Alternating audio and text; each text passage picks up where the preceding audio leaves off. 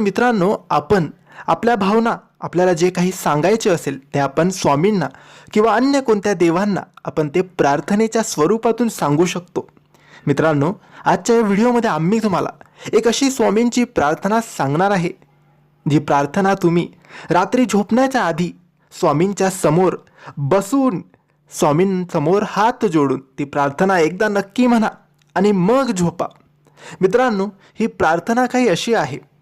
मित्रांनो, रोज रात्री झोपण्यापूर्वी स्वामींजवळ एकच प्रार्थना करा. हे स्वामी राया, हे घर तुमचे आणि मीही तुमचाच आहे. जे ठरवाल ते माझ्या भल्यासाठी.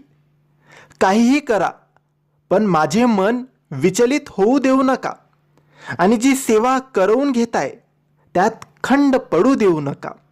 नकळत काही चुका होत असतील तर त्या चुकांना स्वामी राया आळा